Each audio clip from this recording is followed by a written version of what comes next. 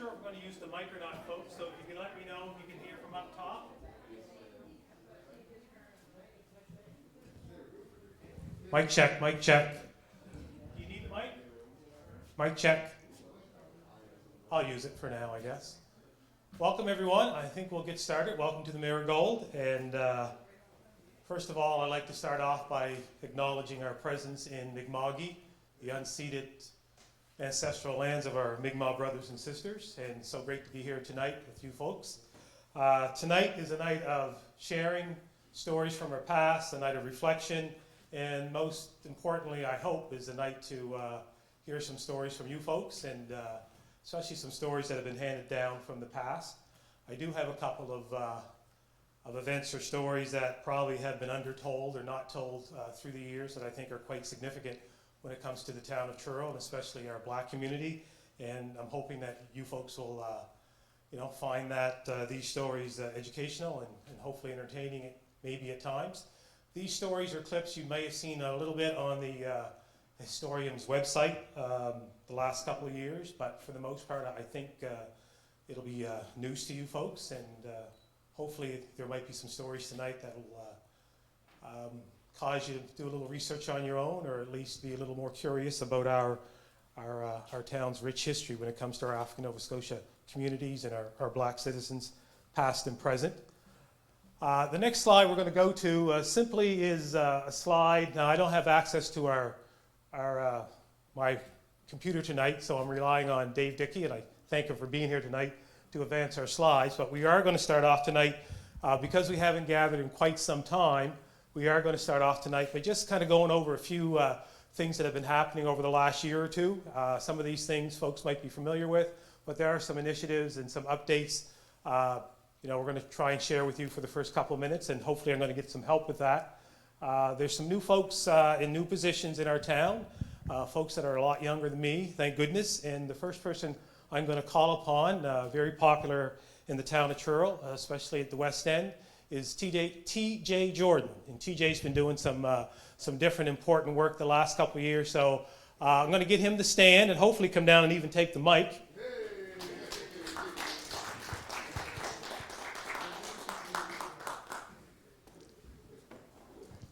I have to remember to stand at a distance, so you'll excuse me. I'm going to hand this off, TJ, and just kind of disappear a little bit.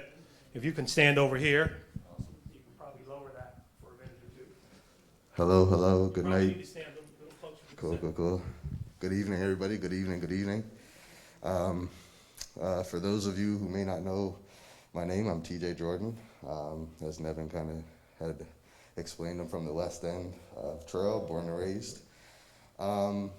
Just recently I started working at Nova Scotia Works, Future Works, alongside Colin Smithers and Robert Gay Christie, who just walked in, and my buddy Dylan. And basically I say that to say, we're there to service the community in all the ways that we can, through employment services, and hopefully some new kind of emerging ways, as the world changes due to COVID and different things happening around the world. We're looking at cool and new initiatives and different ways that we can engage the communities here in Truro. So I'm talking about like the marginalized communities that aren't often, serviced. So yeah, we're down there. I've just recently taken on the role as diversity outreach lead. So kind of, thank you.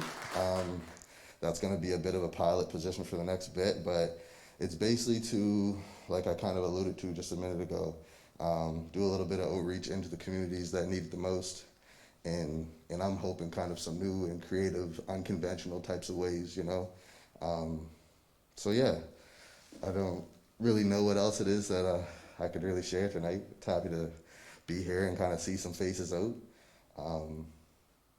But yeah, I guess moving forward, I wish everybody the best, and it was nice to be able to get on the mic and share a little bit about myself here tonight. So, thank you. Thank you very much, TJ. Also, something important coming up, and folks have probably heard some things in the news in regards to a federal or national apology in regards to the No. 2 Construction Battalion that is very near and dear to the folks in and around Truro and Pictou County. And there's an event happening in and around July 9th. There'll be a lot more news coming out in the coming days. And if folks had the, excuse me for a second, had the opportunity to catch the daily news last week, there was certainly a great coverage there on the number 2, and the headline read, Truro likely location for official apology to number 2 construction battalion. So again, we're looking forward to that event, and hopefully the local families that have a direct connection to the number 2 in terms of family members that have served, hopefully they will be recognized as well, and as we move forward. And there'll be news coming out, I'm sure, this spring, and I know Mike Dolter and Mayor Mills is certainly aware of happenings and organization things that are going on. I believe the Black Cultural Centre is also involved in the organization of that. So certainly looking forward to that. Another initiative that folks may not be aware of, spearheaded by Lynn Jones. Everybody knows Lynn Jones in and around Nova Scotia, if not Canada. Spoke to her at length this afternoon and wanted to know if she wanted me to share this great news that's happening in and around Ford Street. Lynn graciously investigated the opportunity or initiative around land trusts. And as you know, unfortunately, Ford Street, in terms of the Black community, more or less is down to a couple of households. And Lynn's family, for a number of years, throughout years, have owned a few different parcels of land there. And what is happening now is that land will eventually be given over to the community in the form of a land trust, and the actual initiative is called Down the Marsh.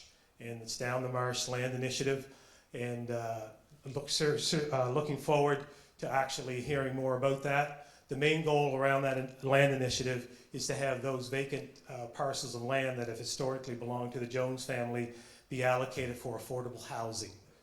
So I think that's fantastic news, and Lynn's worked hard at that. I know there's been certainly federal funding involved with that, and she's waiting for some more news from Ottawa before any more press releases go out. So certainly exciting news there. The other piece of information connected with Lynn was initiated through the Nova Scotia Women's History Society, and essentially in the coming months, our province will recognize 5 outstanding female Black residents of Truro, going back many, many, many years.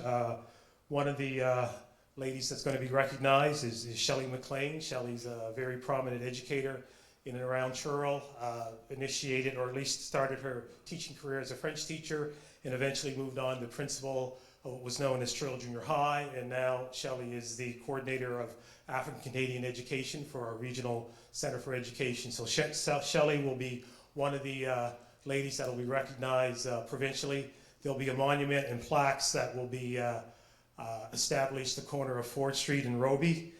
So Shelley's one of the educators. There's 3 others. One is Walina Jones. Everybody knows Miss Jones if you went to school back in the 60s or 70s here in Truro. Miss Jones was a remarkable lady who went back to school very late in life and became a teacher and worked at Truro Junior High. So she's going to be recognized along with Donna Byard Seeley. And the last lady that's going to be recognized is a Martha Jones, who's a close relation to Walina and connected to the Jones family. So that's going to happen in the coming months. The one other person, because I do have 5 women on here, the one other person that's not formally an educator, but certainly had a great impact with the Black community, especially Zion Baptist Church, is a lady that for many years was the main organist at our church, Miss Vera Kleik. So Miss Kleik will also be honored on that corner because historically there has been a monument there in her honor, and we're looking to the committee is looking to reestablish that, and that'll happen along with the 4 educators. So hoping to see that erected sometime between now and the fall, hopefully, but that land has been allocated in partnership with the town of Truro, who's agreed to be involved in that initiative. So I think that's fantastic news. The other initiative, and I'm going to have my colleague Jude Clyke speak to this for a few seconds. It involves a very important meeting room here in Truro that's been established through the efforts of Jude and a few others. So if Jude doesn't mind speaking to that, and also speaking to the room in general, that would be fantastic.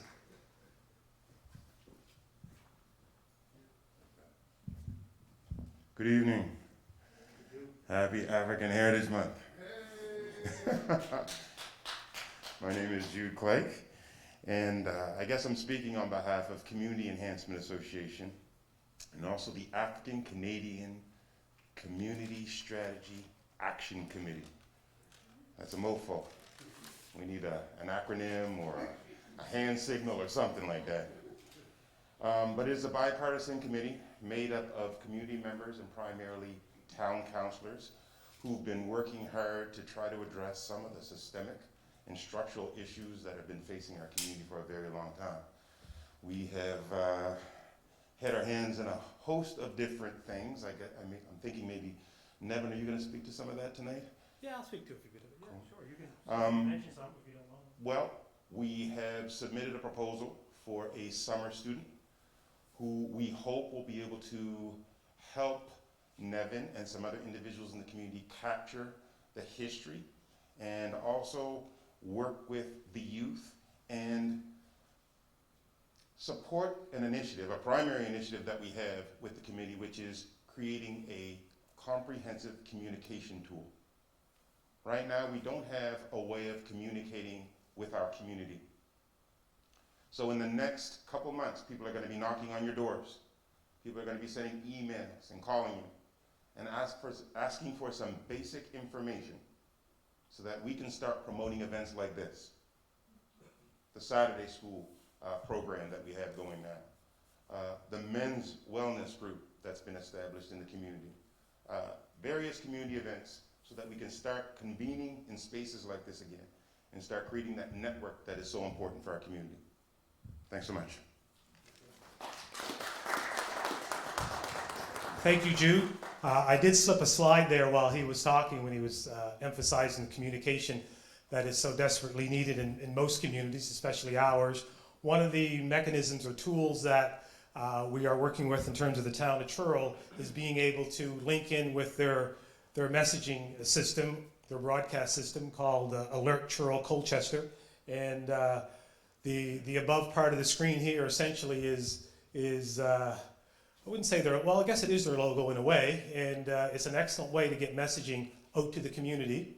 And folks can simply go online and link up to this system and receive timely messages, emergency messages, messages involving events going on in their community and so on and so forth. So it's been in existence for a while.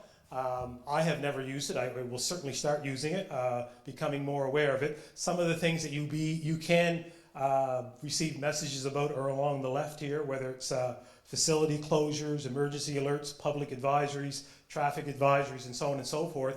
One of the more important links, for myself at least, is the one that I listed at the bottom that's not quite active yet, but we hope to have it active in the coming months, and that's a link to African Nova Scotia Community News.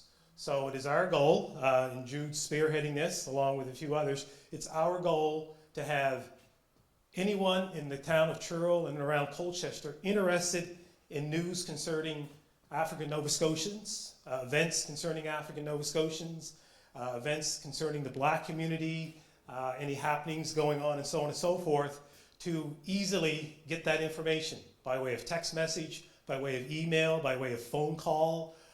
There's even an app that's developed that you can link onto and get this news. So I'm very excited about that, and that's something we've been working on for many weeks now.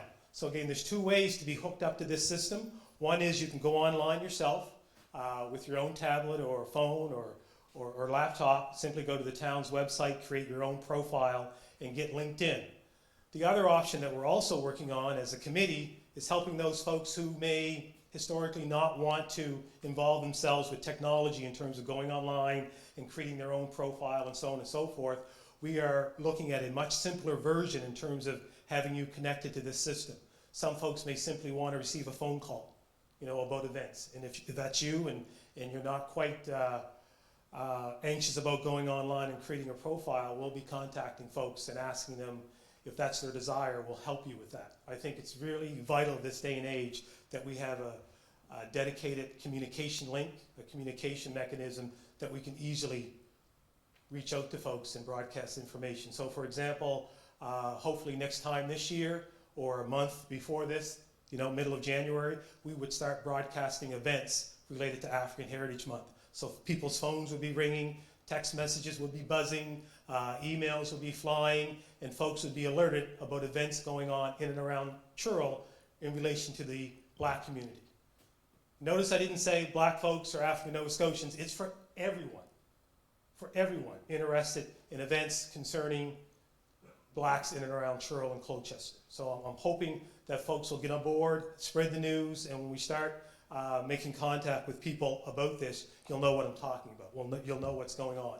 So again, we're here to help you with that. A lot of people will just go online themselves, go to the website, Town of Truro website, and easily connect with some other folks that need assistance. We're here to help you with that. So I'm very excited about that. I'd like to thank the Town of Truro staff for helping out, Megan Fitzgerald and Jose Roy. I got that right, didn't I? Jose Roy.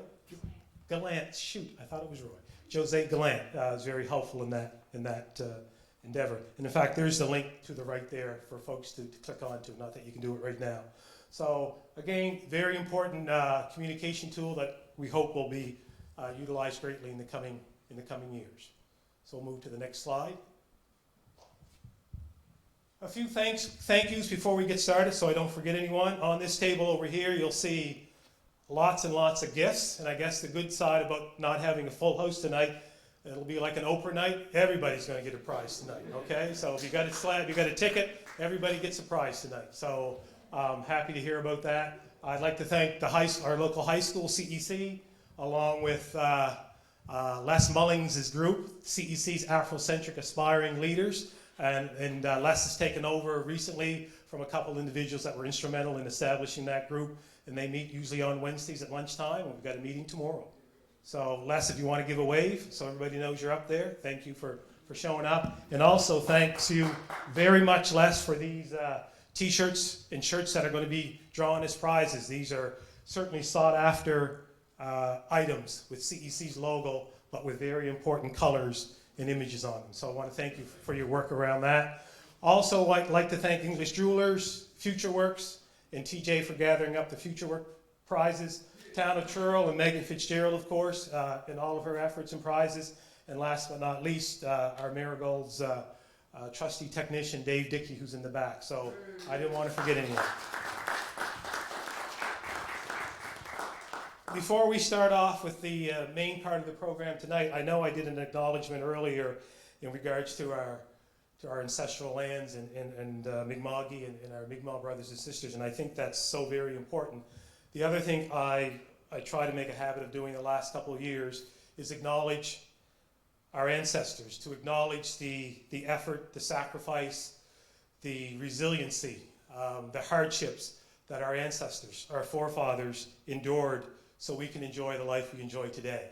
I think that's so very important whenever we gather to actually acknowledge that. I can't imagine living 50, 100, 150 years ago under the conditions that our ancestors, our forefathers endured. And I am so greatly appreciative of those efforts. A few of those events that we're going to discuss tonight have connections to those hardships. And I hope that folks will certainly reflect, like I have been reflecting on these stories, and put ourselves back there in our own communities where folks that we're all connected with, through blood actually, had to go through so we could have the life we have today. And hopefully we give them their due respect tonight. Before we continue, tonight would not be possible, at least for myself, without a couple of critical allies, one in particular, and I don't think she's here tonight. She said she was going to try and make it, and that's Ashley Sutherland. Ashley, oh, you are here. I haven't seen Ashley in probably almost 2 years, so I think her hair's a little different. But anyways, it is, isn't it? Thanks for showing up, Ashley. Ashley is our local Colchester Museum or historian's archivist and curator. And Ashley has just afforded me with a wealth of historical items, news clippings, She's a wealth of knowledge when it comes to the history of Truro. And when I tell you that Ashley has taken a keen interest in the history and the heritage of our black community here in Truro and Colchester, I can't say that enough. I know folks get paid to do a job, but Ashley goes over and above what she does, and she has a true passion for unearthing those untold stories about my ancestors, about all of our ancestors in and around Truro, and those stories that have not been told. And again, she's been instrumental in essentially all the information I'm going to present to you tonight, for the most part. So I want to thank her for that. You can wave if you don't mind, so people can get your autograph later. Thank you very much for that, actually. So I would consider Ashley, and this is my own term, a critical ally. And an ally, of course, is those folks that step beyond, you know, their main responsibilities and kind of step beyond traditionally what might be expected of them, especially when it comes to supporting and working with groups that they may not normally identify with. And to me, we need those allies more than ever, and Ashley is certainly one of those. And we have others in and around Truro, and we have others that work directly with the town of Truro. So very, very thankful for those folks, and appreciate your presence here tonight, because I know you're really busy. The first story that we're going to touch upon is, again, due primarily to Ashley, and I know that she's shown glimpses of this story on a historian's website. It's a story that we've been talking about for a couple of years now, a very remarkable story. And the story centers around a black barber by the name of George Jones, and his connection to our local fire service, our local Truro Volunteer Fire Department, our Truro Fire Brigade. At one time it was called that. And just as a little sidebar, usually twice a week I drive by the Truro Fire Department as I'm leaving the curling club. In the last year or so, I can't help but think about George Jones when I drive by. That facility is a remarkable facility. We've all been in the fire hall. It's an amazing facility and top notch, and they do a fantastic job of documenting the history of the Truro Fire Department, and I think they do an amazing job, and I want to give them props for that. And I've been in that center dozens and dozens of times. And I'm not laying any blame here tonight, folks, none whatsoever. But if you walk through that Truro Fire Department and you see all the great images and all the great pictures of people who have contributed over the last almost 150 years, there is one key person that's been missing for a long time. Unfortunately, we don't have a picture of him yet. We may not ever have a picture of him. But after tonight's story, I'm hoping you'll agree that this person is certainly missing from the history, our town's history, but more importantly, the Truro Fire Service's history. And I'm going to share that story with you tonight, and Ashley was so gracious to share it with me and provide me with the information I do have here tonight.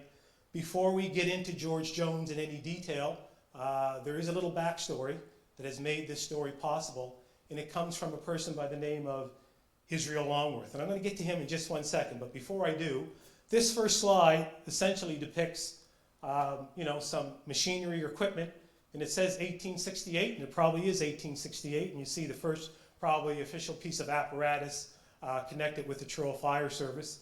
And again, if you were to go on the website and check out the Truro Fire Service and their history tab, I'm going to step over here, you would see that in terms of their documentation, the history of the Truro Fire Service starts in 1867, when the citizens of Truro held a town meeting to discuss the formation of a fire company. And that very well could be true. There very well could have been an official meeting in 1867.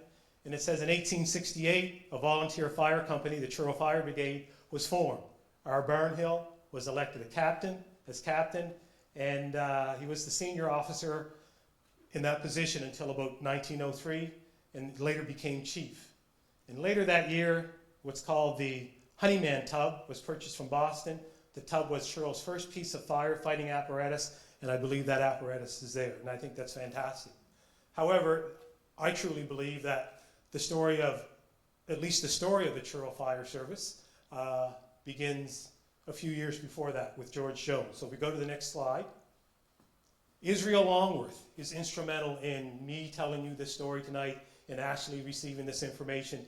Israel Longworth was born in Prince Edward Island. And you might say, well, what's his connection with the Truro Fire Service and what's his connection with George Jones? Well, Israel Longworth, I come to know through Ashley primarily, is one of Truro or Colchester, even Nova Scotia's first sort of renowned historian, especially when it comes to the county of Colchester and areas around Truro. He was born in 1835, passed away in 1902. He was a lawyer in town eventually. Again, he was born in Charlottetown and was the son of Robert Longworth. That name is probably familiar in Truro if you've ever driven down the West End. Robert Longworth, who was a successful shipbuilder. He was married to Mary Starr. They had 8 children. Unfortunately, most of his children died in around 1876 due to the diphtheria epidemic.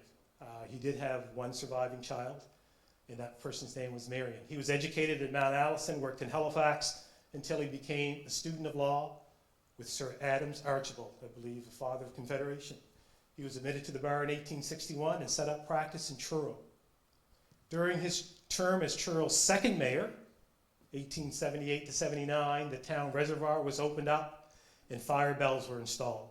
He was the author of several books and papers on historical subjects such as the history of Colchester County, and that book has been reprinted, I believe, several times. In religion, he was a Methodist, and he's buried in the Roby Street Cemetery over here in the West End. So that's Israel Longworth. And why is he important? Because Israel Longworth was a historian, and Israel Longworth, probably like a lot of folks back then, kept daily diaries. He didn't just keep any ordinary diary. He kept a diary that had copious notes in it, diary with a lot of detail. So if we go to the next slide, we're going to start talking a little bit about his diary. And before we do that, unfortunately, I missed the slide here. Just a little more background on Israel, because I think you'll make the connection a little later. In the 1871 census, it lists Israel Longworth as being in household number 258, which is not an address, it's just a piece of census information. He's living there at the time with his wife, Mary, and at that time, 4 children, because it was 1871, not 1876. In the same household, I discovered just the last couple of weeks, was another family. That family was Agnes Williams, who was 43 years old at the time, and her 2 children, Mary and Catherine. And as you look over to the right, you'll see some more information about these families. Israel Longworth was identified herself as English. Her husband is Irish, Methodist in terms of their religion. Agnes Williams is listed as a Baptist, and her origin is listed as African. She was black, lived in the same household, probably as some type of a servant or a nanny to the children, which is probably not totally uncommon throughout the years. But there was a strong connection between Agnes Williams and Israel Longworth. So strong, in fact, from talking to Ashley and a few other folks, the obituary that Israel Longworth actually wrote for Agnes Williams was, I believe, and I haven't read it, but I believe from talking to folks, was very touching.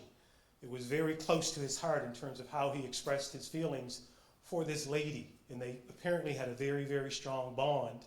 And I think probably primarily because she may have been the primary caregiver to his children and lived in the same household. So naturally they would develop a very strong relationship. And that's all we have now in terms of their connection, but I think it's important to remember because in the next couple of pages, Israel Longworth goes out of his way to document George Jones's involvement in initiation in terms of the creation of the first type of fire service in the town of Truro. Next door to this household, or at least close by in terms of census, if you go back one slide, Dave, just one slide back, just for information purposes, close by, and Israel Longworth, I believe, lived not far from the corner of Prince and Longworth. And he had a large parcel of lot that ran back down through the vicinity of Longworth Avenue is today. The avenue would be named after him, after his family. In a close by household 259, lived the Joseph and Rachel Ash, and they had 3 children under 10 years old, and Joseph Ash was a shoemaker. So that Longworth household was in the West End, in and around the black community. And back then that black community was not only the island from Fletcher's on, but it would extend right out through Clark Street and even beyond, down through Gulf Street and even further. So again, just to give you some sense of of the environment at the time in terms of where Israel Longworth and his family lived. So the next slide, I'm getting there, folks. So the next slide is actually word for word, for the most part. There are some words that were not quite legible, taken from Israel Longworth's diary. I have a copy of his diary here, again, thanks to Ashley. And we're going to read it. I'm going to read it to you, and you can read it to yourself as well. And I'm going to let you know that the diary is word for word. There's no words substituted for. There is a little language. There is some language at the very end that in today's society would be, certainly in any day society, is very, very inappropriate, especially when it comes to folks of African ancestry. And again, I think it's only fair to depict the actual diary in terms of what was happening at this time. And his diary starts with an explanation, or at least a description of a fire that took place, and Ashley and I kind of believe that fire took place in Stewiacke, and he had knowledge of that fire either directly or through a friend that was there. So he decided to make note of that fire, and I'm going to read through that fire. He talks about on Saturday, February 11, 1860, he talks about a Campbell person going out to Stewiacke in the afternoon to meet somebody who was coming in on the train. So a friend of his going out to Stewiacke on a Sunday to meet somebody coming out or coming in on the train. The next evening, on Sunday, his diary continues. It says, after Mr. Davis had finished his first prayer in meeting this evening, Mr. Nelson stood up by the door, and he said he did not know whether it was prudent for him to say so, but there was a great cry of fire in the village. So he's describing a fire, we believe, in and around the town of Stewiacke. Mr. Davis advises the men to go at once. And these are word for word, so he is using some shorthand here. So Mr. Davis advises the men to go at once. When women and all left, on getting outside, I ascertained John Cummings' farm was on fire. Morton Nelson ran in his, can't quite make that word out, head of feet to tell them at the meeting house. The thermometer showed about 0 and the ground was covered with snow. He left his sister Sarah and her girl carrying water to put out the fire. Mrs. Wilson pumping the water. Mrs. Nelson took off her rubbers for Morton to go home in. So she took off her boots so somebody could actually go home. Mrs. Wilson had dispatched her daughter Mary to the Baptist chapel to inform them there. On getting near, I was stopped by a woman with 2 buckets to take along to the fire. So he's describing a community's reaction to a fire.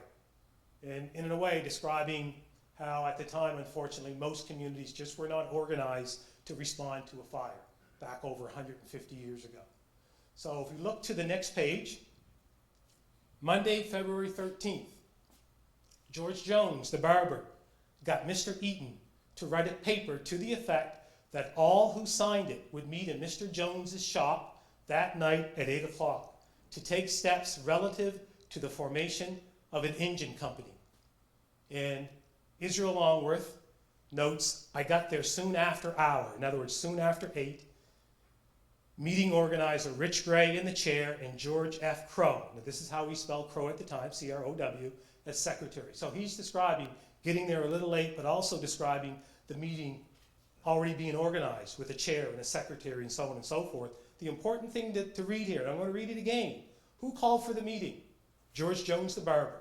He actually got a gentleman by the name of Mr. Eaton to write a note, to write a letter to be circulated through the town that all who signed it would meet at his barber shop later that night. George Jones the barber. Next slide. More notes from his diary. He makes a note of saying this: they formed a bucket company.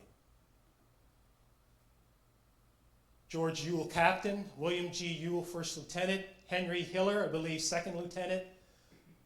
The barber, said Mr. Henry, so this is Mr. Henry Hiller saying this. He says, the barber was the best informed man in Truro, which is not uncommon for a barber. Think about a barber at the time. Think about a barber today, especially without technology back then to pass news around. He says the barber, in other words, George Jones, was the best informed person in the town of Truro. Arguably the most knowledgeable person when it comes to the affairs of the town of Truro. So when you think about that, initially I thought, my goodness, this black barber back 100 and close to 65 years ago actually called for and organized this meeting.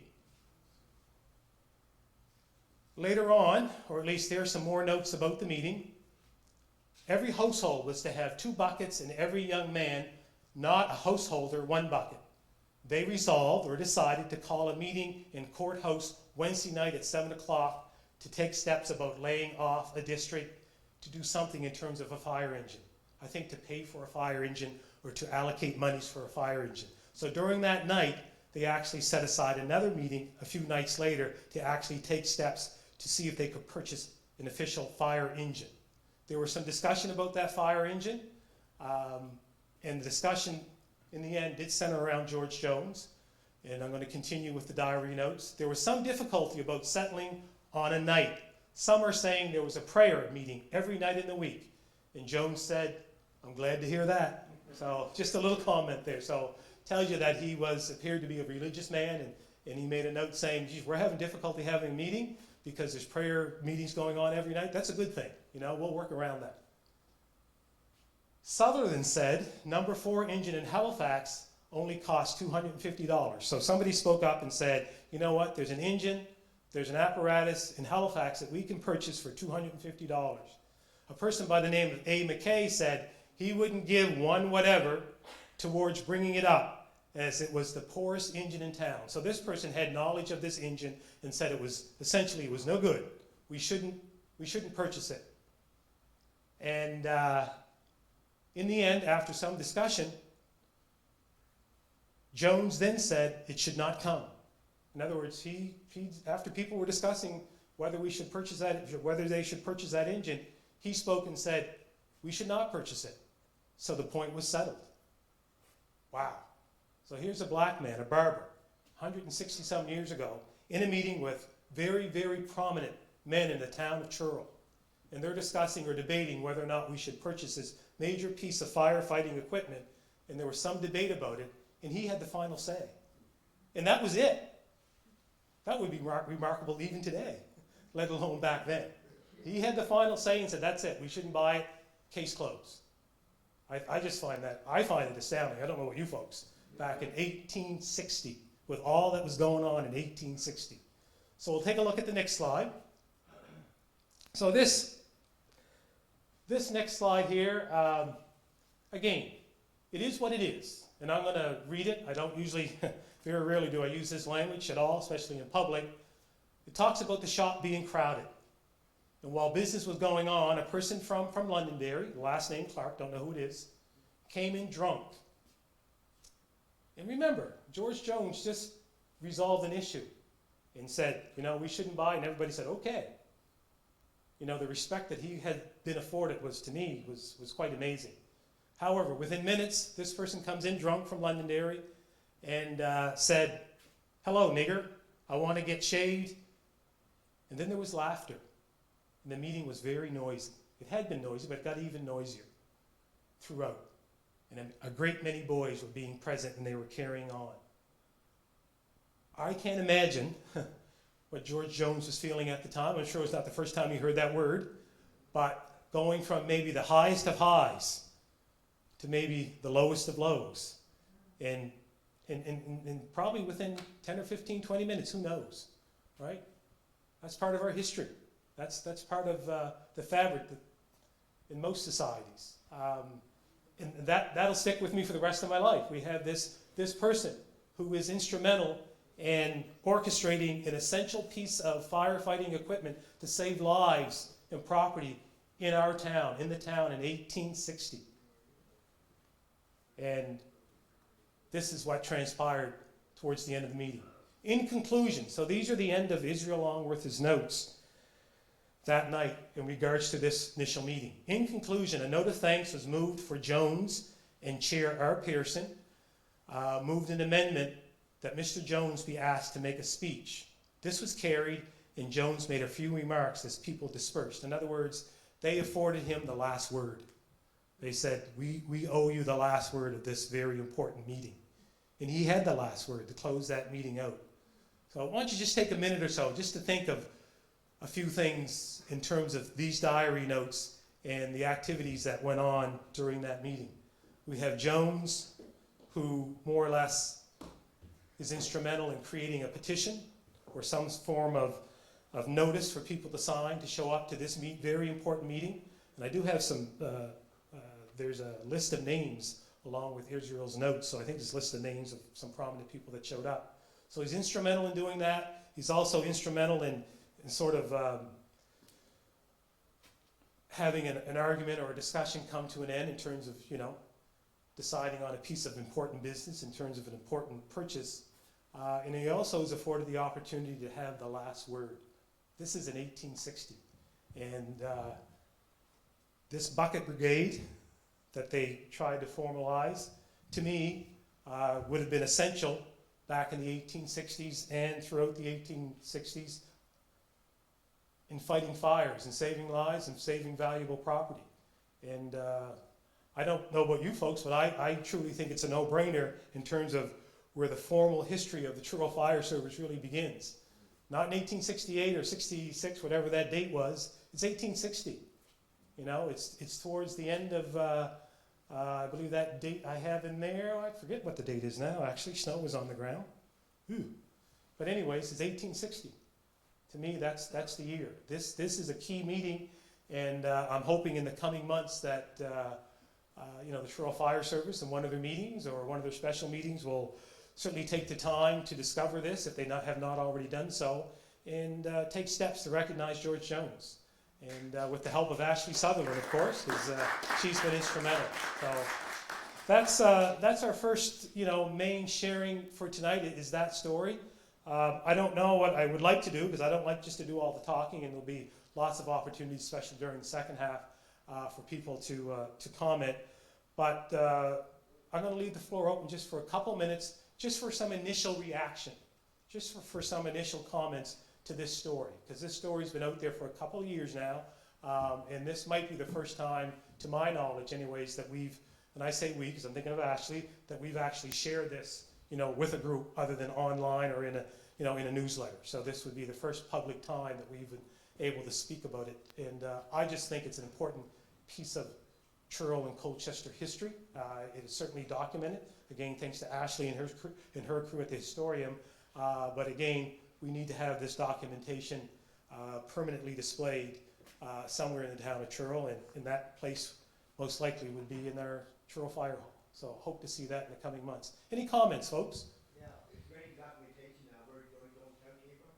Well, that's kind of a mystery that Ashley's been working on, to be honest with you.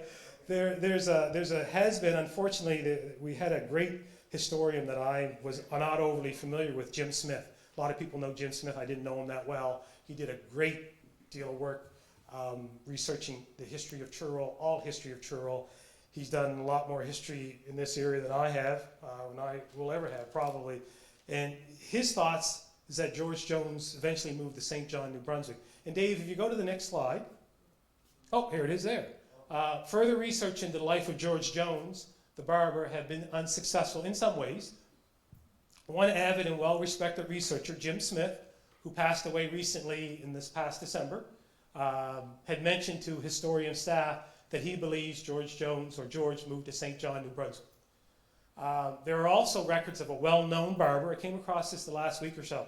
There's records of a well-known barber by the name of George E. Jones appearing in Montreal around the mid-1800s, but the actual dates of him being there and our George Jones here just don't align. You know, there certainly could be several George Joneses, but in Montreal at the time, there was probably only about 300 or 400 blacks. So not like there was a large community of blacks in the 1860s, but I just can't make a connection to that barber and the barber here. But I don't think we're going to stop trying, right? But he just seems to disappear in terms of any records beyond the early 1860s. Doesn't appear in any census, doesn't appear for me in any record searches. But again, we're going to keep looking. And I can't make a definite connection even between any Joneses that might have been here at that time. I'm hoping there was a connection, but we haven't found it yet. And when we do, we'll certainly put it out there. And not unless there's any news the last couple of days, Ashley, has there? No, unfortunately. Great question, but yeah, there hasn't been. I wish there had been, but there seems to be no record. Part of me sort of understands why he probably moved on, to be honest with you. Appears to be a very capable, wise, intelligent man that could even command meetings. but also, unfortunately, was the target of, just blatant racism, public racism, at a time where he was truly trying to help his community. So again, he did move on to somewheres, we're just not quite sure where. Any other questions or comments? Yes. Nevin, do we know where the barbershop was? I'm not quite sure where the barbershop was. It was in town somewheres. Yeah, I'm not sure either. It's really, the time frame is actually, there's a huge gap in historical records from like the early 1800s to about 1870. So it's really difficult tracking stuff down. Once you get into the 1860s and 1870s, when you've got, Confederation happening, and the incorporation of Truro, you see more documentation. But we might have a couple early directories. I could look for it, but Yeah. might be tough. So there is certainly a gap there for sure. Yeah. Good question. There was a question over here, Mary Mills. Just a question, have you made any attempt to go to the Truro Fire Brigade and look at their minutes from meetings at all? No. Well, I would look at that, and also I would look at, town of Truro didn't come into existence as an incorporated town until 1875.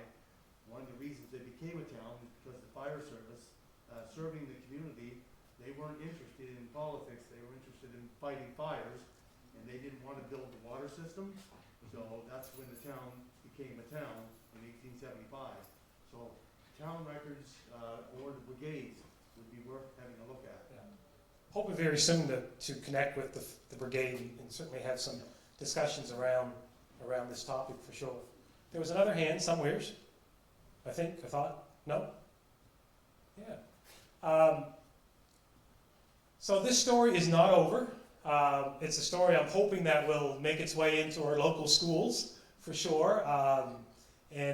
Just when people drive by the Truro Fire Service, hopefully in coming years, when they go in, especially when they go into that building, there'll be some reminder, there'll be some sort of marking that indicates George the Barber, the Black Barber, the African Nova Scotia Barber, the Black Barber, and his input, his involvement in the early days in terms of our town of Truro's fire service. So certainly hoping for that. So we'll continue this story for sure. But it's great to share it with you folks tonight. I was a little nervous in some ways because I wasn't quite sure how it would go over. Again, I want to thank Israel Longworth. For keeping, if Israel Longworth had not kept these diary notes, we would not know about George Jones. Right? We would not know. And if it wasn't for Ashley and her staff, the staff at the historium, we wouldn't have come across it. There are a lot of other stories, and Ashley would attest to, that we'll be sharing in the coming years in terms of records and records that are being discovered at the historium that we're going to bring to light, and looking forward to doing more of these, and looking forward to having other folks up here instead of me doing more of these as well as we move along. I do have another story. This is called, this next one, if I'm on the right slide, Dave. Yeah, I've got a couple snippets tonight. Before we break tonight, I'm going to give everybody about a 5 or 10 minute break. We'll draw for some prizes before we go to break. We'll draw for some prizes after we come from break, and then we'll continue on with the second half tonight. But I decided to include some snippets. Again, these snippets come courtesy of the historian and Ashley. Back in 1895, and this is through our daily news back then, Saturday, August 3rd, it was reported, at least reported, and this event would happen weeks before this, but it's reported in an exchange. An exchange says, Halifax and Truro wins. What do they win? Well, in a pugilistic or boxing encounter in Boston a few evenings ago, Dixon, the colored champion, I think we all know who Dixon was, George Dixon, the colored champion who was born in Halifax, easily defeated Connolly of Boston. While our Truro colored fighter, it says, Joe Elms of Truro, had an even more easy victory with Jack Levy of England. The bout lasted 1.5 rounds when Levy was knocked out by a right swing to the jaw. The latter did not get a blow in during the whole fight. All right? That's Joe Elms. Now, I've asked, especially Delsina Dixon, Delsina Elms, we're trying to figure out who this Joe is. She tells me, I think either her grandfather or great-grandfather had a younger brother, Joe. We're not sure yet if it was this Joe, if it's this person. Anybody, if you have any knowledge of who it might be. Now, it's 1895, we're going back. we're going back quite a few years, but we'll keep working on this. We think it's that Joe connected to her great-grandfather, a younger brother. When I did a little more research into Joe Elms, his fight record's actually online. You can go back to the 1800s and get his fight record. I would say he won probably 75% of his bouts. I don't believe he ever came back to Truro because eventually, throughout the years, when you look at his boxing record, it eventually shows him being from the United States. Doesn't no longer list Canada, eventually lists the US, so I would imagine maybe life in the US and prospects in the US were much brighter than here. So I don't believe he ever came back, which makes it difficult to do some research in terms of information if he leaves at a young age in his early 20s and doesn't return.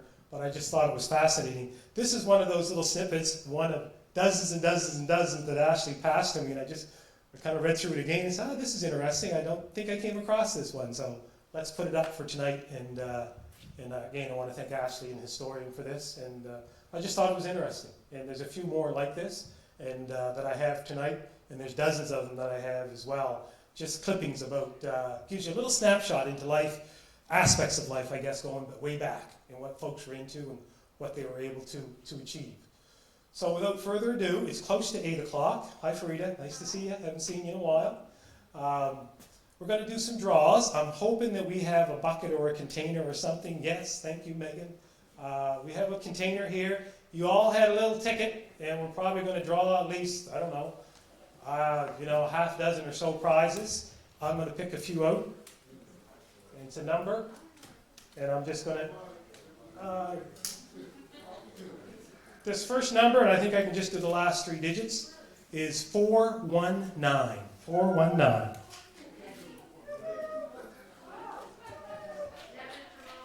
What?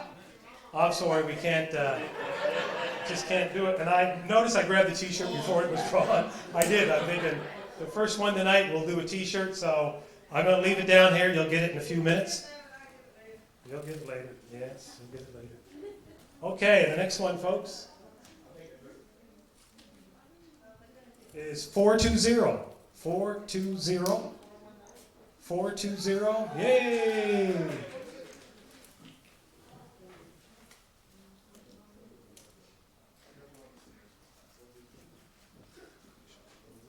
We've got so many prizes, I'm going to stack them up here. This is some CEC swag. Here you go, buddy. Oh, look, right behind you. Just that little... I'm going to grab the prize before I announce who wins it, because it's only fair.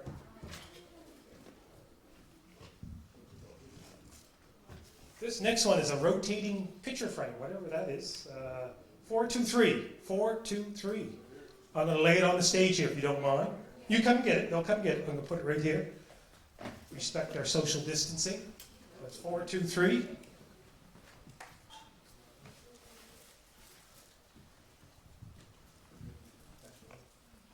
Next one is 422. Oh, there we go. 422.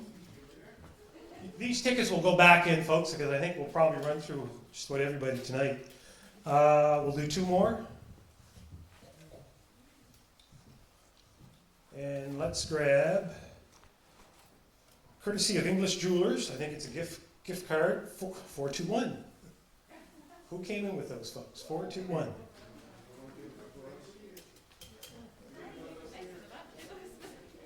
We'll do one more.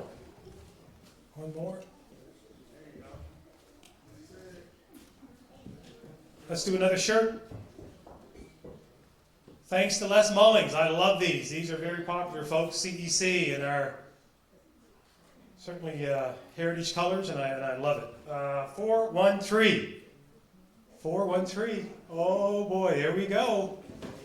And it's a long sleeve too, Glenn. It's a long sleeve. Awesome. No, you keep it. Keep your tickets. We'll probably go get. Thanks, folks. I think we've been. Everybody want to take 5? Are we good to continue on? I'm good if you guys are good, but we can take a quick stretch. Keep going. Are we good to continue? Yeah. All right, perfect. We'll continue on, and we'll say that was our break. How's that? Of course, if you need to use the washroom, Feel free at any time, just out the door to the left.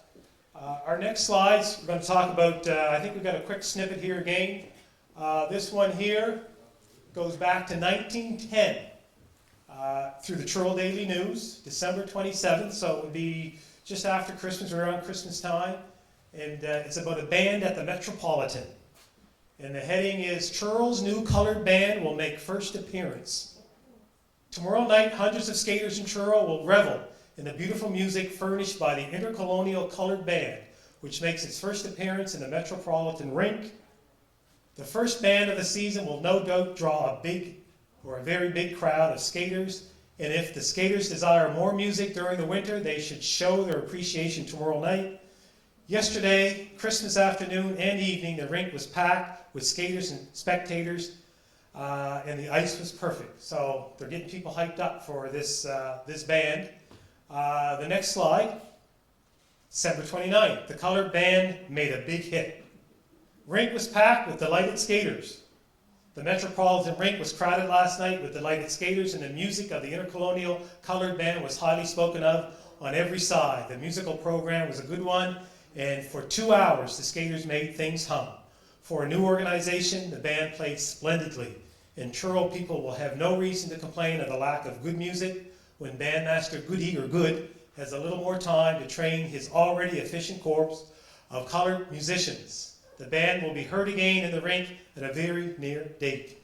I think I remember coming across some of those names in that band, but I couldn't put my hand on that information the last week or so, and I think we have some names, because I do remember the creation of a band back then, and it lists some very familiar names, like maybe Dorrington, or maybe Byard, Harris possibly. So there's a list of very familiar family names connected with this band, and the next time we come together, we'll certainly have those names. I've come across them, but I just couldn't put my hands on it again, folks, but thought that was interesting. We're going back to over 100 years ago.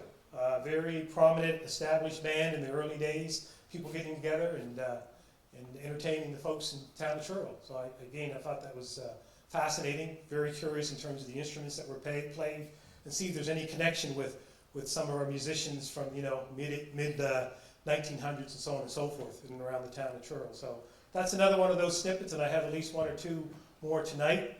We are going to move into our next main story, I think. Yes, it's another story that goes back over 100 years. And again, I think I would be remiss to some point if I didn't mention a couple of people that I think about often when I share this story. One is Brenda Mendes. Brenda. Brenda's not here tonight, is she? No, Brenda's not here tonight. And my mom, about a year ago exactly, actually 2 years ago, it's been 2 years, did a session with some elders. I say elders because they were an older crowd at the church during African Heritage Month. So we had a sharing circle. So essentially we're just sharing stories that have been passed down from grandparents, great aunts, and so on and so forth. So we went around the circle and people just talked about the stories. And you know the stories that your parents tell you over and over and over again, and there's a reason behind that, why stories are told many times.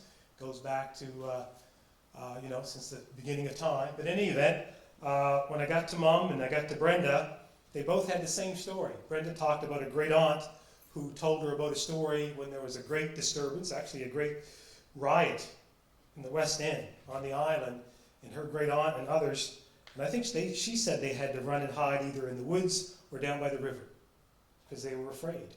They were afraid. They actually had to leave their homes, leave the neighborhood and run, which was then the early days of the golf course, and hide. And my mom has told me many times about her mother, Naomi, who was born in and around 1910-ish, so she would have been 8 or 9 at the time, how she and her family had to run and hide down into the marsh area because they were afraid for their lives in 1910. And I've been told that story off and on for many years, and that night they actually shared that story, or that day at the church, and I just so happened to have these articles with me because I thought that story might come up. So I'm going to share it with you tonight. So it's an event that I believe the historian has shared a bit through their website. I'm not quite sure a lot of people have actually seen it, unfortunately, but I'm going to share it tonight, and hopefully we'll have a little discussion over it. And I'm going to try not to interject too much because there's a lot we can take from this story other than what's written down. And this is out of the Daily News, September 29th, so towards the end of the fall, 1919. This is reported most likely the day later. And the headline is, "Trouble Sunday Night Between Whites and Blacks." That's the headline. About 10:30 Sunday night, a disturbance arose at the Canadian National Railway Station, which developed into a small race riot ending at Smith's Island, the home of a large number of colored citizens of Truro. Now, if anybody knows the island in Truro's black community, Smith's Island, also known as West Prince Street, the island, okay? It was called Smith's Island quite often back in the day, probably because the main landowner back then that was last name was Smith. Just who was responsible for starting the trouble is not yet definitely ascertained. Policeman Ogden found it necessary to arrest a colored man at the station who was creating a disturbance. The man resisted arrest, but Ogden promptly put him in. He put him in the unit, put him in whatever. Others took a hand, and one colored fellow struck a white fellow across his face with a cane. A few whites then started a drive for some colored fellows at the so-called Acre. I don't know where the Acre is. I don't know if it's Victoria Square. I don't know if it's attack grounds. I'm thinking Victoria Square. Yeah. So Victoria Square. I think it was in the hollow. In the hollow. Hell's Half Acre. Okay. So the hollow in terms of Queen Street Hollow, maybe? Or Fletcher's area? I think it was. Foster Hollow down on Young, on, Young. Okay. Foster Hollow, they call it. Yeah, but this is called the Acre. Right? The Acre. So we're not, I'm not quite sure. It could have been, I think it could have been attack grounds or Victoria Square maybe. Who knows? I remember my mother speaking of The Acre? And Frosty Hollow, Queen Street Way. Okay, yeah. it, referred to as Hell's Half. Okay, perfect. Thank you for that. In a short time, the crowd gathered until probably 100 arrived at the Acre and smashed some windows. From there, they started for Smith's Island. By the time the island was reached, the crowd swelled to several hundred. Immediately as the disturbance started, the chief of police was notified, and gathering his full regular force started after the crowd. Several hundred. I was thinking when I was told that story it was a few dozen. I'll be very honest with you. I never thought it was a few hundred. The mayor immediately called out all the members of the police committee that could be located and got out a large number of special police at short notice, and then sent them to report to the chief at the scene of the trouble. In the meantime, the crowd had smashed the windows in the first half dozen houses that they came to on the island. The chief of police with his men got between the two opposing factions and quieted them sufficiently to address them. And he finally persuaded the whites to retire and disperse the crowd. The chief, with the mayor and Councillor McLaughlin of the police department, after the two factions had separated, went through the colored section examining the damage and quieted the colored people in that vicinity. The police are following the matter up with vigor today. The unfortunate situation is that there are 3 or 4 very bad colored young men in the settlement and about as many equally bad colored girls. And because of them, some of the most respectable citizens of the town had suffered loss and damage to their property. The white element contained a number of equally bad whites, and the actions of these have cast a bad name over the town. This is how it was reported in the day, folks. This is how it was reported. Next slide. So, following day, the 30th, here's follow-up. Police court doings. Harry Tynes, who was arrested Sunday night by CGR officer Ogden, was up in the police court before Stipendiary Crow Monday morning at 10 o'clock and was fined $5 for using profane language and resisting arrest. The Stipendiary also disposed of 4 drunks on Monday with the usual fines and had a botch of 2 drunks up this morning. So that's just another separate matter. These are just news items. Samuel Reese, a black man, appeared this morning before Magistrate E.R. Farquhar, charged with assault on a police officer, Amos Ogden, Sunday night. Samuel Reese also served in the battalion, by the way, number 2 construction. The case was continued till 2 o'clock this afternoon and is now going on. G.H. Vernon, KC, appeared for the prosecutor and Harold Putton, Esquire, for the defense. That could be QC, by the way. October 1st, more news in regards to the riot at Magistrates Farquhar's Court. The preliminary trial of Samuel Reese before Magistrate A.E. Farquhar was finished Tuesday afternoon, and the prisoner was sent up to the Supreme Court. The examination of Leonard Parrish, charged with interfering with police with police officer Ogden when arresting Reese Sunday night, was taken up Tuesday afternoon, is being continued today.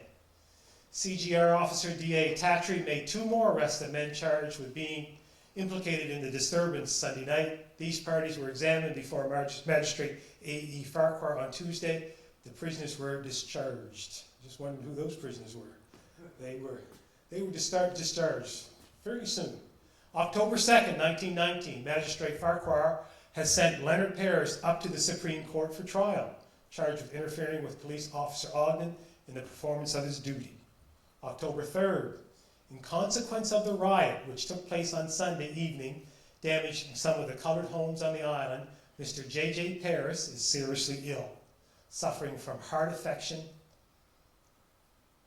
brought on by the uncalled for attack on his residence. So, suffered some very ill health as a result of it. Most likely a gentleman, probably a little further on in age. I did a little research, haven't quite decided who exactly J.J. Parrish is, but there were a number of Parrishes, of course, and Joseph and Joe and some others, so I'm not quite sure who that is. Not sure if there's another slide on this, Dave. There might be. If you could slide over once more. Could be. I may have to go back. Okay. So essentially, that's the coverage over a week or so of that disturbance, that riot, initially called the disturbance. So you would have several hundred folks, white folks, from the town of Truro making a stop at the Acre. Nevin, I think that is about, read that, that is another slide. Yeah. Yes, I thought there was, sorry.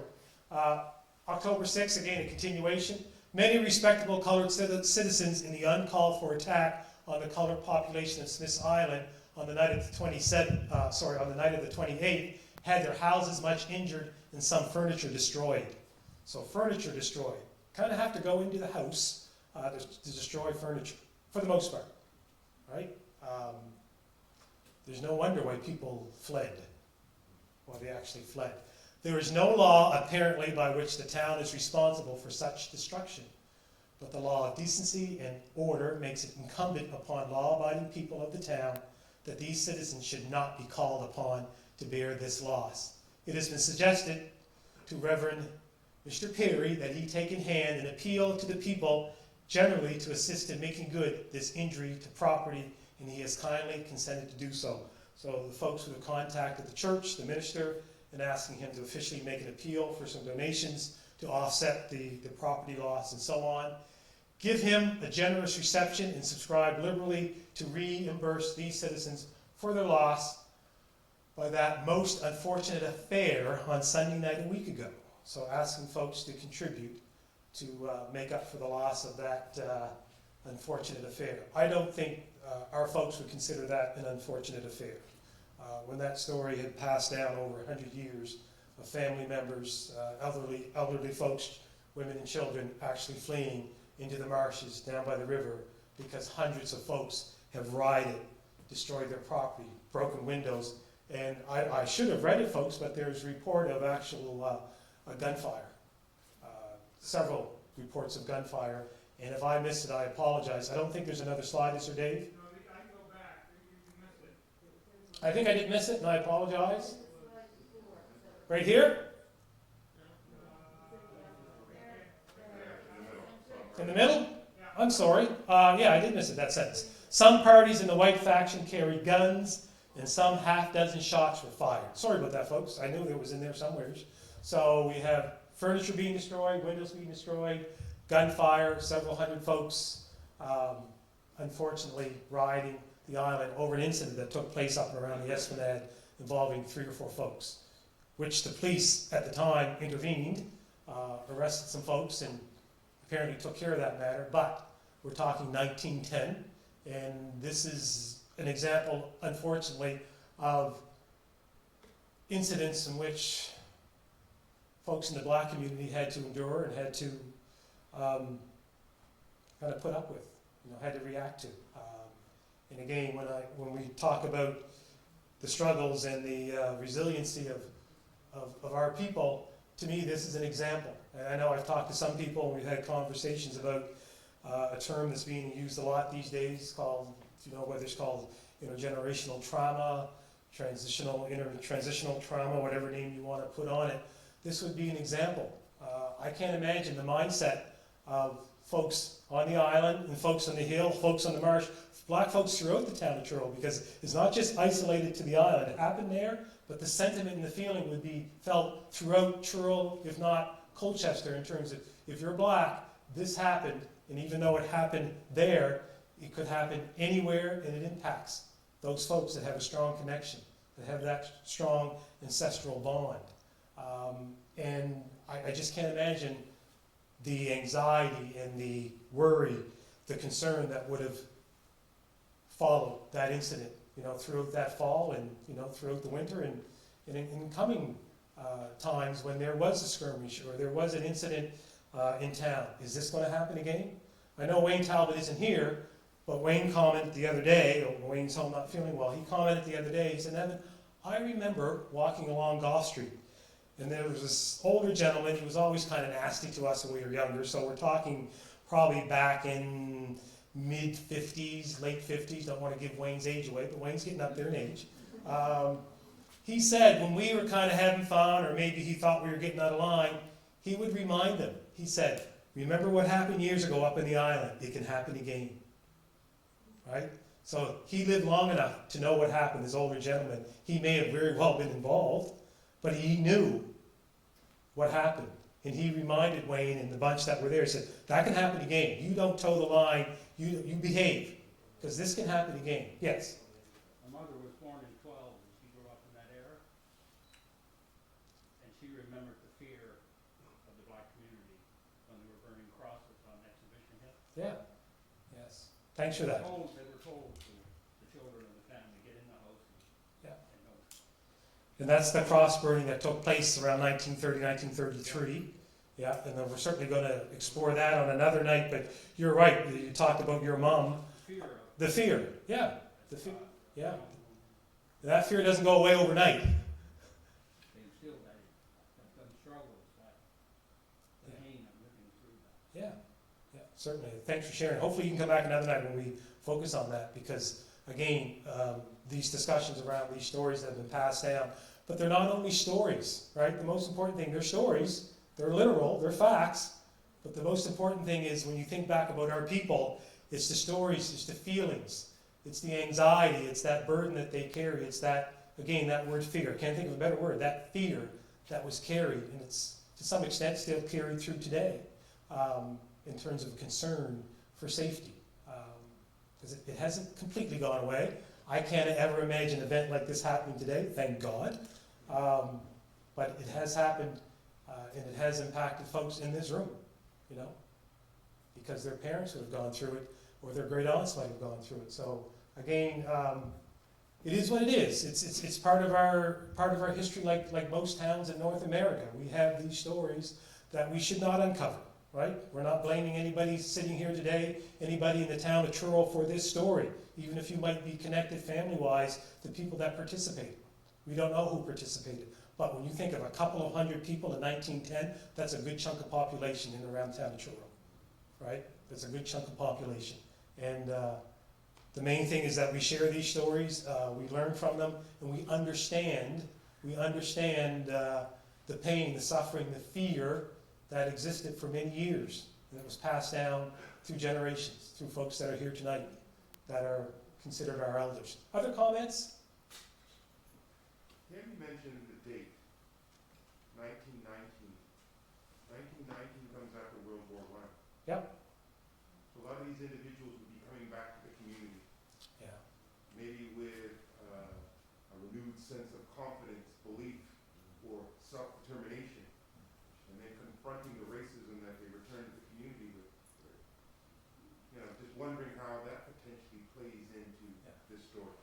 Great point, Jude. And if you didn't hear him, folks, hear Jude.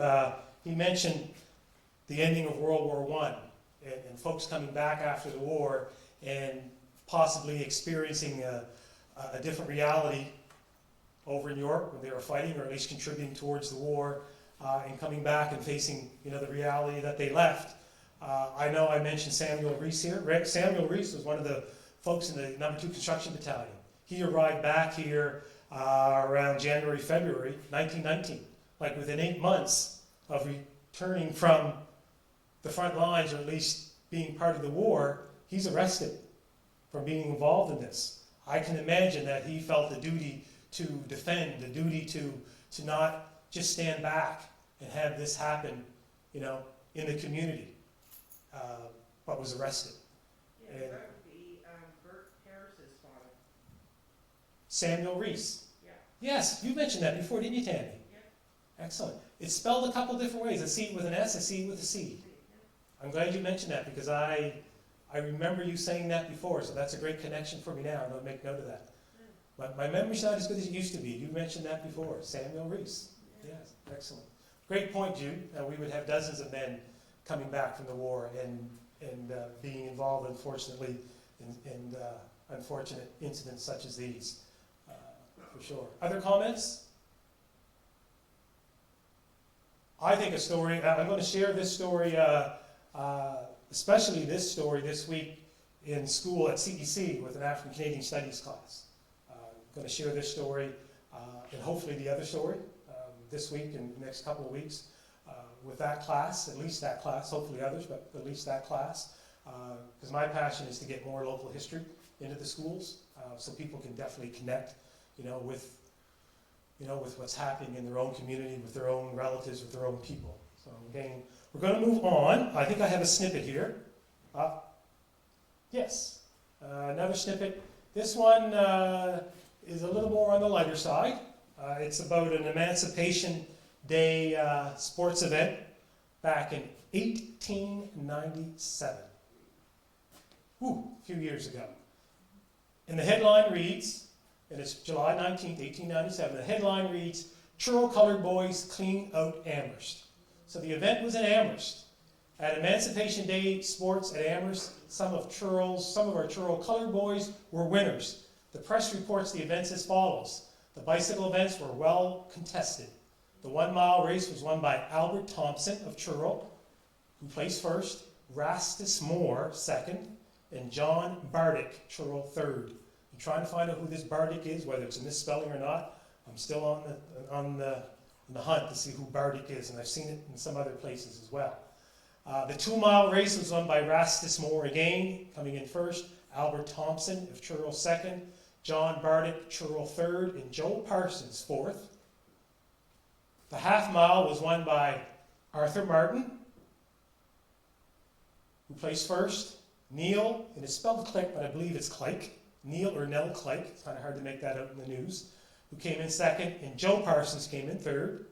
Here's an interesting one, and I think Jude might try and arrange this contest the next Emancipation Day celebrations here in Truro, so we're going to get Scotty and Wayne signed up for this one. The grease pig chase was a poor affair, owing to the crowd. The crowd was refusing to stand aside and give the pig a chance to run, so they kind of corralled the pig.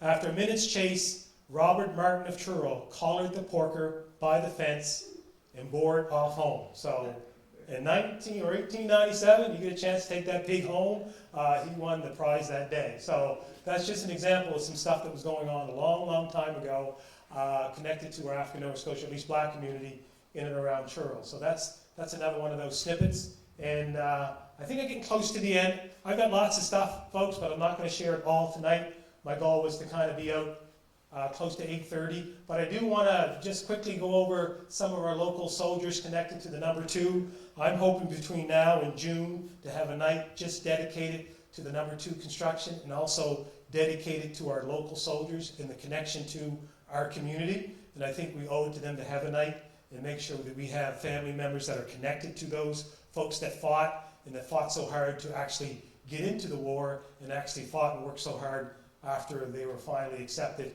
and transported over to the war. I shared a few of these slides a few years ago, at least a year and a half ago in November. We have, these folks actually have a connection to Truro, as they listed the next of kin is living in Truro, usually a spouse or a mother or a father they would list. We have Clarence Ash, who listed a next of kin as Mrs. William Jordan.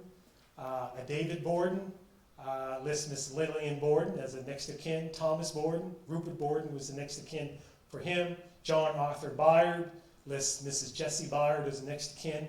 Percy Lewis Byard lists William Byard as a next of kin. And William Howard Byard lists Mrs. Mary Byard as a next of kin. I have some backstories to some of these. I may not share them all tonight, but in terms of making a connection to current family members. The next page, we're looking at a Joseph Palmer Clyke. Mrs. Rachel Clyke was the next of kin. Also enlisting in the number 2, Alexander Benjamin Elms. Mrs. Sarah Simons or Simmons was next of kin. That person is listed as living in Willow Street. Frederick Gordon Elms, listed as a member of the number 2. Mrs. Annie Elms is the next of kin. Walter Howard Elms, again enlisted. David Elms is next of kin. And I did a little research with David Elms. It lists, and you might be able to help me out, Mr. Creedy, it actually lists an address at 20 Doyle Street. Was a prominent address, I think, for the Elms family. Doyle or Slack? Now I'm doubting myself. One or the other. Maybe it was Cook. It was number 20, at least I got that right, in and around that area, and that was a prominent household for the Elms for many, many years. I know I talked to Delbert. I remember Gordon Elm. Herbert Johnson, Mrs. Jessie Reese as a next of kin. Reuben Johnson, again, Mrs. Jessie Johnson. We have a Frank Leslie Paris, Mrs. Bessie Albert Paris as a next of kin. These are kind of familiar names coming back to us, I hope. The next page, we have a William Lawrence Paris. We have a Mrs. Jane Wayland Paris as a next of kin. Next of kin. Samuel Reese, Tammy's name is here. Mrs. Annie Reese is the next of kin, Samuel Reese. James Ivan Talbot. Sometimes the spellings are wrong here, and I just took them as the way they are, but I should fix this next one. We have a James Alexander Talbot would be a next of kin there. We have a Harry Henry Tynes. I have a little information on Harry. Charles Tynes is next of kin. I think it might be in the lineage of the Charles Tynes we know of, Snooky possibly. William Andrew White, Mrs. Isidore White, I believe it would be Reverend White there. Charles Frederick Williams, we have a Mrs. Blanche Williams. We have a little background information on that person.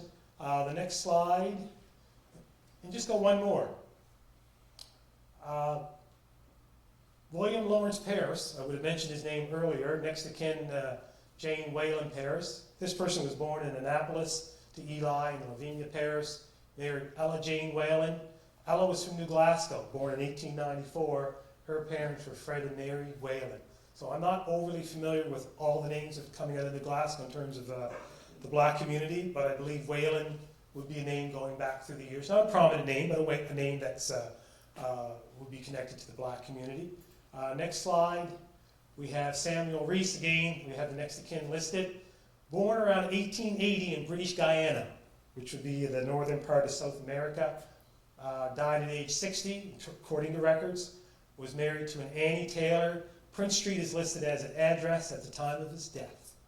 So there's some information, documentation to go on, and at least to start for that Samuel Reese. And keeping in mind that a lot of these folks would have enlisted through Truro, but they were from parts, throughout North America. In this case, from down in Guyana, in some cases from Barbados, would have made a connection here to Truro. James Ivan Talbot, next of kin, would have been Alexander James Talbot. I just noted here that Mr. Talbot was a porter, born October 27, 1898. That would be James Ivan Talbot. Mother's maiden name was Annie Shepherd, and enlisted in New Glasgow, which is not uncommon because the first training took place in New Glasgow. So this person enlisted over in New Glasgow.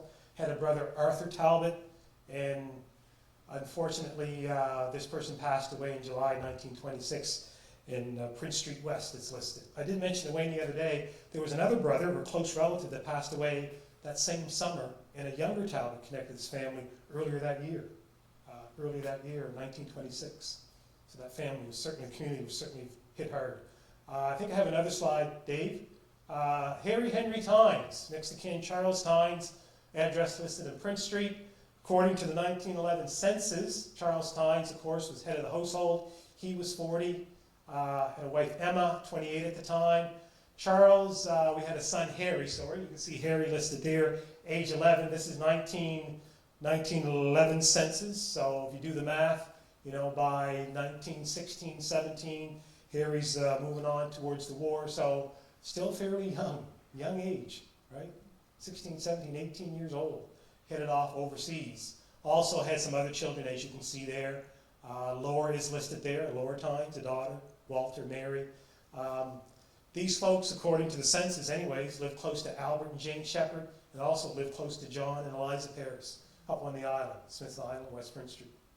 Okay, so just some background story. We have another person that was listed earlier, Charles Frederick Williams. Next to kin is Blanche Williams. Charles would have married Blanche on October 9th, 1915, a few years before departing overseas. He was 32 at the time, she was 24. The marriage was witnessed by James Mintus and Izzy D. White, that would have been the Reverend's wife. He was a sailor from St. John, New Brunswick. Back then, you spelled St. John this way, by the way, but St. John, New Brunswick, he's listed as a sailor. So he didn't grow up here, but he certainly developed strong connections here. His parents were Mrs. and Mrs. Frances Williams, and her parents were Luther and Ann Johnson. Okay, I'm not sure if that's the last one or not. Here's one that's a little, I wouldn't say unusual, but I've been talking to Delsina Dixon quite a bit. Her family is connected through the Elms family and Blackmore family. Sometimes we do miss local connections to the number 2 because not everybody enlisted through Truro or New Glasgow or even in Nova Scotia, but they were eventually connected to the number 2 construction battalion.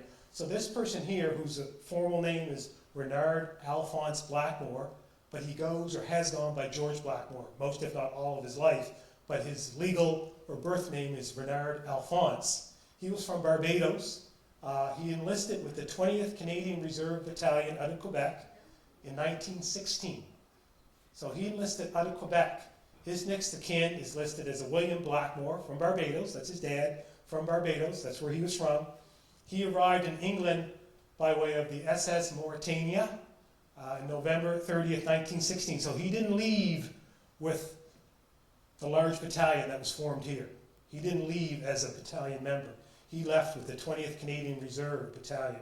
He was married to Gertrude Desmond, who was born August 28th, 1998. She was the daughter of Minnie Borden and James Desmond. Minnie Borden. Gertrude passed away in 1965. So I'm going to go back a little bit because one of the things we do want to make sure of is that this person isn't missed. Because when he got overseas, he was transferred to the number 2 construction battalion. So not long after he got over there in May of 1916, I think it was around May 2nd or 3rd, he was transferred to the number 2. So he joined the number 2 while he was overseas. And I think it's important to note that and also note the connection here. Minnie Borden, the daughter of Fred Borden, and certainly has strong strong ties to the island. Minnie would later marry John Maxwell. Correct me if I'm wrong, Mom, because you have all these facts. Would later marry John Maxwell, who would be my grandfather's father, right, out of Cape Breton. So, and then Minnie and John Maxwell would go on to have a son, Gordon, Toddy Maxwell, and other children. So that's a connection there, right, with Minnie. And again, just giving you a little background, some folks connected to the number 2, and there's certainly more facts to give folks. My hope, to be honest with you folks, is if you have a connection to any of these families, you'll start doing some digging, and then hopefully start documenting your connection, your family's connection to the number 2, because not a lot of this information is out there. I shouldn't say that. There's information out there. It does take some research and some digging. And again, I did mention to some folks that hopefully once the COVID restrictions start to subside in the coming months, that we would gather at least once a month at the library in our community room and do some research such as this and some other research in terms of our neighborhoods and our communities and keep our story alive. So to that end, I do want to mention some homework that I have for some folks if you're up for it. I was expecting a slightly bigger crowd. One of the things I would like people to consider doing, I think, Jude, I did give you a copy of this a long time ago. In here, in this envelope, are some instructions, and the instructions relate to West Prince Street. You'll find a more or less a map or a grid of most, if not all, the property plots on West Prince Street. They haven't changed much over the years. A few changes lately towards the end of the street, but not much. And it would be my hope that we would, as a group, try and document our settlement in Truro, whether it be the island, the hill, and the marsh over the next couple of years, so that we could have a record of those families, those people that once called those neighborhoods home, going back from the mid to late 1800s up until today. Unfortunately, as we mentioned earlier, we do have neighborhoods and communities that virtually have disappeared. We're certainly making efforts to at least have some historical markers there. But again, I think it's important that we document, our community, our existence, and this is one way. So very simple. There's some instructions in here, and all it asks you to do is take a look at the addresses in the actual plots. So for example, this one I have here is of West Prince Street, going from 187 right down through Fletcher's and beyond, I believe, at least the Fletcher's. And there is some documentation here.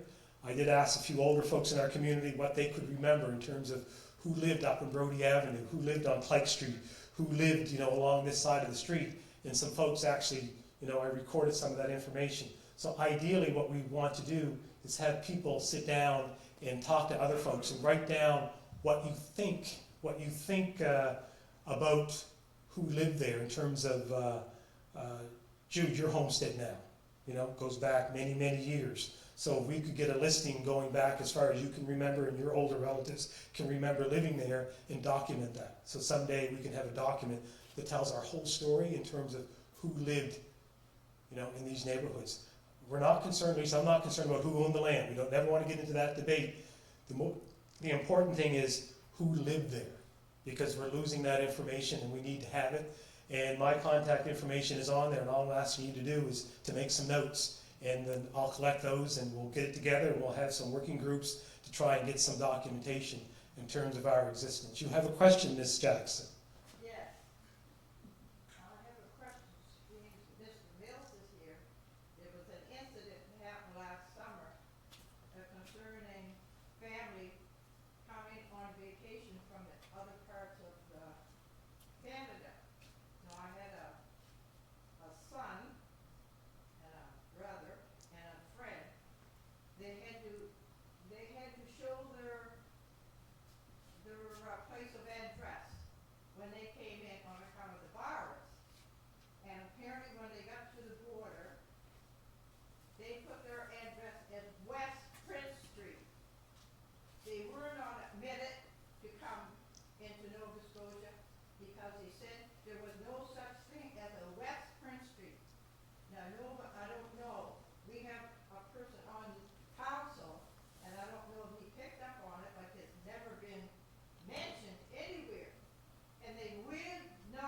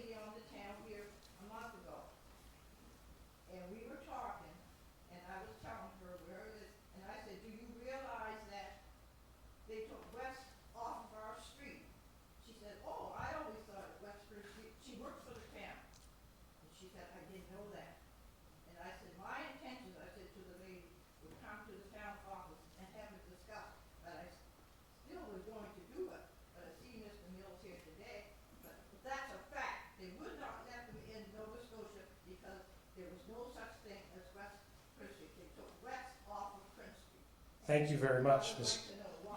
Thank you very much. That's my mom, by the way. And the I can help you out with that, because we haven't talked about it since that. I did contact Mike Dolter, our CEO. He did respond, and he did say that according to records, West Prince Street technically has never, even though it's been used for probably close to 100 years, and people have put address names on it, 187, 195, whatever, West Prince Street, I guess, according to records, it's never been a formal designation. However, I believe the town is reaching out and looking to have input from communities in terms of specific designation. Am I correct? That he did mention that. Ties with East Prince Street as well, in a way. So East Prince Street would be the same. There's no such thing as East Prince Street? Yeah. Okay. We've always called it that, but anyway, I'll look that up tomorrow with Mike, talk to him about it, and see what progress has been made. Yeah. Okay? So Mike Dolfer, the CEO, I keep saying CEO, hopefully that's the title. Yeah. He was looking into it, and he did say he's hoping there would be an opportunity for some consultation with citizens from, especially from the three traditional black communities, to make sure moving forward which terminology or designation they would endorse. So I'm hoping there's an opportunity for West Prince Street to formally or officially be adopted as an actual entity, as a place on record. We'll put that on our list. On the list. Okay? And I think he was going to do some checking with residents or who remains of residents of Ford Street and even Yonge Street, throughout Yonge Street to Hill, if there was some specific designation that connects to heritage, connects to culture, connects to our ancestors in our place. So thanks for bringing that up. Thanks, Mark. I know she got her point across. But still, if anybody is getting any government, information from the government, it still has West on it. That's right. So there is still, that's right. Officially, the government is still sending correspondence, federal government, with West Prince Street on it. Right? So that's kind of, it's a little different there. So you're still receiving things from the federal government that has an address, West Prince Street, but we're told that that's not. Originally they said they had it West Prince Street because they cut the street off down by stretches, and they always said West Prince Street because that's where the colored people live. Now that goes That's way probably back. true. Yeah, That's true. yeah, to separate the designation for sure. That's what the people. Thank you very much. Thanks for that feedback. Appreciate it. Dave, I don't. Can you tell me if there's a slide after this one? I got a little. No. Folks, I do want to, and I meant to do this, and this is probably a little difficult when we can't get a little closer and we're spread out. But I am hoping to hear some, in the near future. This is probably not the venue to do that, where we can have some sharing time. Hopefully, have some more elders present so that we can hear some stories that resonated with them through their parents, through their close relatives, through their own elders. I shared one with you tonight in terms of the riot on West Prince Street, but that's only one of many stories that I think we need to share and get out there and document and have people embrace. I think that's all I have for tonight.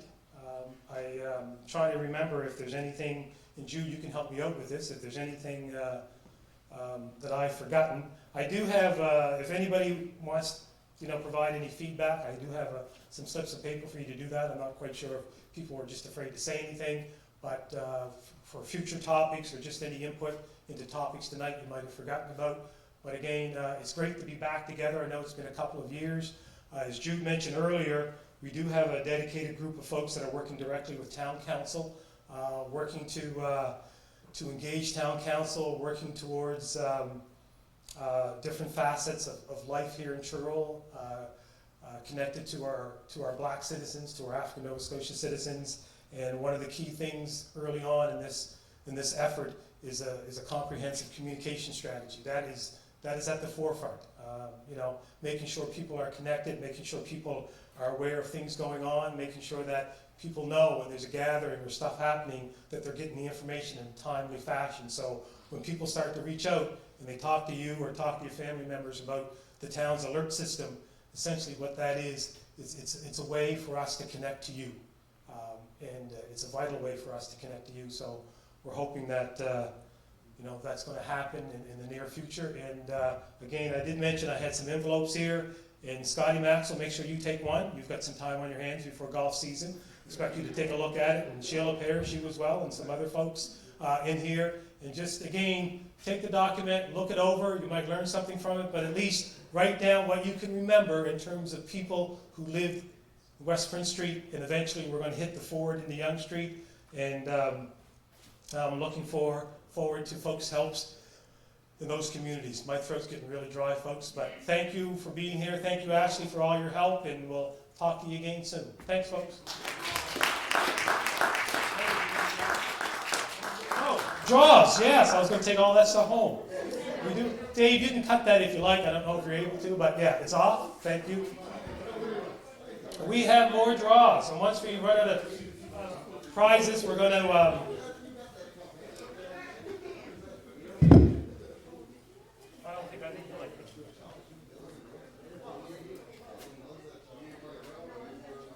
grab a few at a time this time.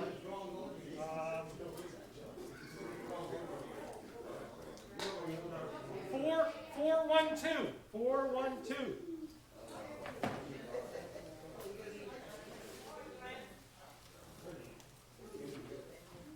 417. Larry, you can keep that ticket, Tori, if you don't mind. I might call you again. 417.